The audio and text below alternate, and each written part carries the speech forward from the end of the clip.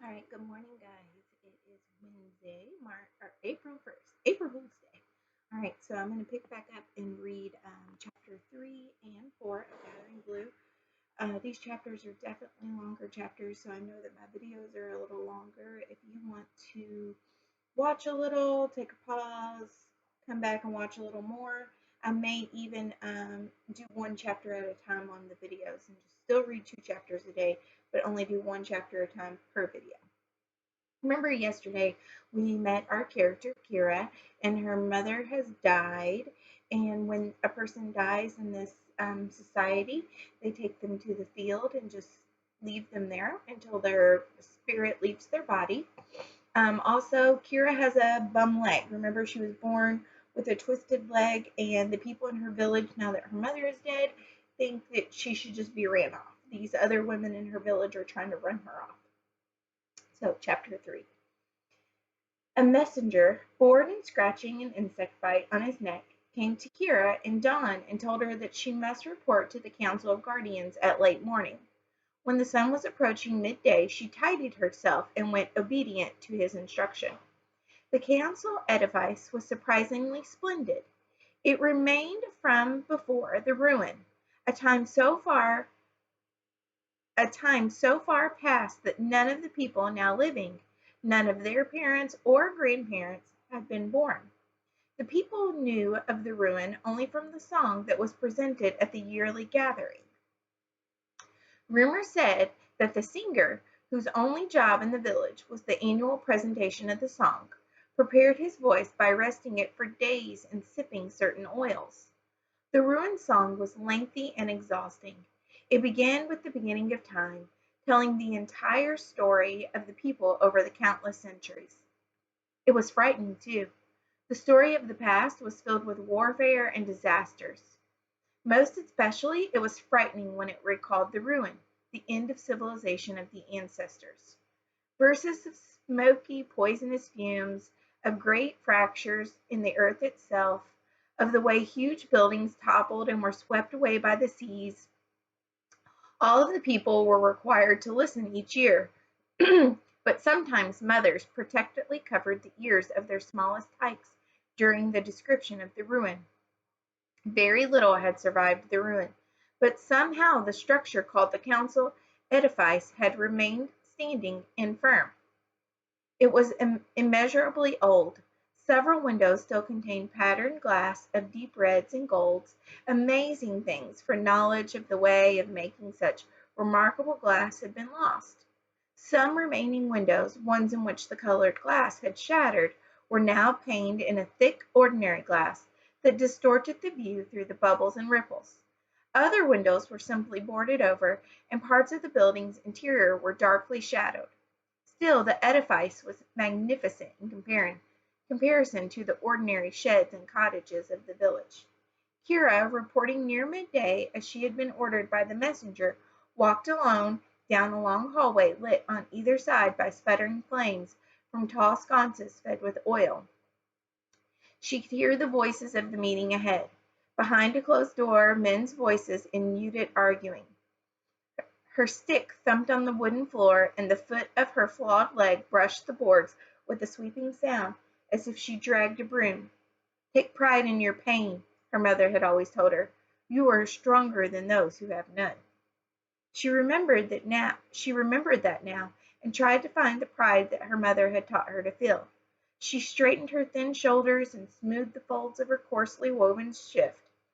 She had washed carefully in the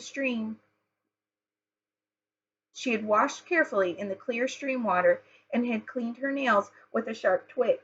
She had combed her hair with the carved wooden comb that had been her mother's, and which she had added to her own small storage stack after her mother's death. Then she had braided her hair, using her hands to interweave the thick dark strands deftly, tying the end with a heavy plait with a leather strip. Steadying her apprehensions with a deep breath, Kira knocked on the heavy door to the room where the Council of Guardians meeting was already in progress. It opened a crack, spilling a wedge of light into the dim hall. A man looked out and eyed her suspiciously. He widened the opening and gestured her inside.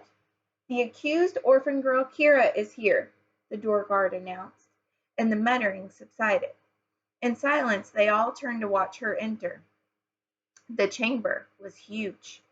Kira had been there before, with her mother, on ceremonial occasions like the annual gathering. Then they had sat with the crowds on rows of benches facing the stage that was furnished only with an altar table holding the worship object, the mysterious wooden construction of two sticks connected to form a cross. It was said to have a great power in the past, and the people always bowed briefly and humbly toward it in respect. But now she was alone. There were no crowds, no ordinary citizens, only the Council of Guardians, 12 men who sat facing her across a long table at the foot of the stage. Rows of oil lamps made the room bright, and each of the men had his personal torch behind him, illuminating stacked and scattered open papers that lay on the table. They watched her as she made her way hesitantly up the aisle.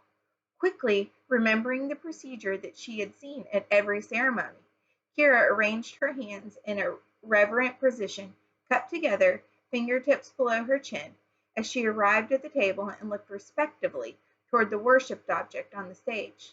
The guardians nodded approvingly. Apparently it had been the right gesture. She relaxed a bit, waiting, wondering what would happen next. The door guard responded to a second knock and announced a second entry. The accuser, Bandera, he called. So it was to be the two of them. Kira watched as Bandera strode rapidly toward the table until they were side by side facing the Council of Guardians. It gave her a small feeling of satisfaction to notice that Bandera's feet were bare and her face was dirty. The woman had made no special preparations, perhaps none was necessary, but Kira felt that possibly she had gained a small bit of respect, a small advantage with her cleanliness. Bandera made the worship gesture with her hands, so they were even there. Then Bandera bowed, and Kira saw with a twinge of concern that the guardians nodded their heads toward her. I should have bowed. I must find an occasion to bow. We need to pass judgment on a conflict, the chief guardian, a white-haired man with a four-syllable name that Kira could never remember, spoke in an authoritative voice. I had no conflict. I only wanted to rebuild live my life. Excuse me. Who is the accuser? The white-haired man asked. Of course he knew the answer, Kira thought. But the question seemed to be ceremonial, part of the formal proceedings. It was answered by another of the guardians, a heavy-set man at the end of the table who had several thick books and a stack of papers in front of him. Kira eyed the volumes curiously. She had always yearned to read, but women were not allowed. Chief Guardian, the accuser is the woman Bandera. And the accused? The accused is the orphan girl Kira. The man glanced at the papers but didn't seem to be reading anything. Accused? What am I accused of? Hearing the repetition of the word, Kira felt a wave of panic. But I can use it as a chance to bow and show humility. She inclined her head and upper body slightly, acknowledging herself as the accused. The white-haired man looked at the two of them dispassionately. Kira, leaning on her stick, tried to stand as straight as possible. She was almost as tall as her accuser. But Bandera was older, heavier, and unflawed except for the scar, the reminder that she had fought a beast and escaped alive. Hideous though it was, the scar emphasized her strength. Kira's flaw carried no illustrious history, and she had felt weak, inadequate, and doomed beside the disfigured, angry woman. The accuser will speak first, the chief guardian instructed. Bandera's voice was firm and bitter. The girl should have been taken to the field when she was born and still nameless. It is the way. Go on, the chief guardian said. She was imperfect and fatherless as well. She should not have been kept. But I was strong, and my eyes were bright. My mother told me. She wouldn't let me go. Kira shifted her weight, resting her twisted leg, remembering the story of her birth, and wondering if she would have had an opportunity to tell it here. I gripped her thumb so tightly. These are all memories that Kira is remembering, stories with her mother. We have all tolerated her presence for these years, Mandara went on, but she has not contributed it. She cannot dig or plant or weed or even tend the domestic beasts the way the other girls her age do. She drags that dead leg around like a useless burden. She is slow and she eats a lot. The Council of Guardians was listening carefully. Kira's face felt warm with embarrassment. It was true. She did eat a lot. It was all true, what her accuser was saying. I can try to eat less. I can go hungry. In her mind, Kira prepared her defense. But even as she did, she felt that it would be weak and whining. She was kept against the rules because her grandfather was still alive and had power. But he is long gone, replaced by a new leader with more power and wisdom. Bandera oozed compliments designed to strengthen her case, and Kira glanced at the chief guardian to see if he was swayed to the flattery, but his face was impassive.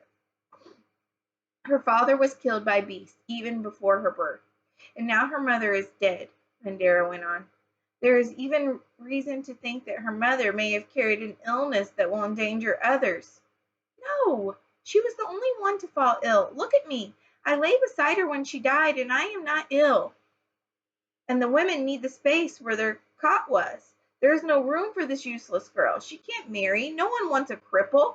She takes up space and food, and she causes problems with the discipline of the tykes, telling them stories, teaching them games so they may make noise and disrupt the work. The chief guardian waved his hand. Enough, he announced.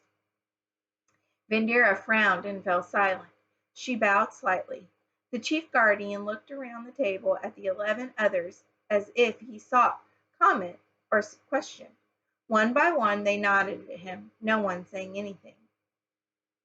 Kira, the white chief guardian said, as a two-syllable girl, you are not required to defend yourself. Not defend myself, but Kira planned to bow again, but forgot in her urgency. Now she remembered, but her bow was an awkward afterthought. He waved his hand again, signaling her silence. She forced herself to be still and to listen. Because of your youth, he explained, you have a choice. You may defend yourself. She interrupted again, unable to stop. Oh, yes, I want to He ignored her outburst. Or we will appoint a defender on your behalf. One of us will defend you using our greater wisdom and experience. Take a moment to think about this, because your life may depend on it, Kira. But you are strangers to me. How can you tell the story of my birth? How can you describe my bright eyes, the strength of my hand as it gripped my mother's thumb? Kira stood helplessly, her future at stake. She felt the hostility beside her. Bandera's breath was quick and angry, though her voice had been silenced. She looked at the men seated around the table, trying to assess them as defenders, but she felt from them neither hostility nor much interest, just a sense of expectation as they waited for her decision. As Kira agonized, her hands pushed their way into the deep pockets of her woven shift. She felt the familiar outline of her mother's wooden comb and stroked it for comfort. With her thumb, she felt a small square of decorated woven cloth. She had forgotten the strip of cloth in the recent confusing days. Now she remembered how this design, had come. Unbinding to her hands as she sat beside her mother in the last days. When she was much younger, the knowledge had come quite unexpectedly to her, and she recalled the look of amazement on her mother's face as she watched Kira choose and pattern the threads one afternoon with a sudden sureness. I didn't teach you that, her mother said, laughing with delight and astonishment. I wouldn't know how. Kira hadn't known either, not really. It had come almost magically, as if the threads had spoken to her, or sung. After that first time, the knowledge had grown. She clutched the cloth, remembering the sense of certainty it had given to her. She felt none of that sureness now. A speech of defense was not within her. She knew she would have to relinquish the role to one of these men, all strangers. She looked at them with frightened eyes and saw one looking calmly, reassuringly back. She sensed his importance to her. She sensed something more, awareness, experience. Kira took a deep breath. The threaded cloth was warm and familiar in her hand. She trembled, but her voice was certain. "Please appoint a defender," she said. The chief guardian nodded. "Jameson," he said firmly, and nodded to the third man to his left. The man with the calm, attentive eyes rose to defend Kira, and she waited. All right, guys, I'm going to pause this video here, and I'll read the next chapter on the next video.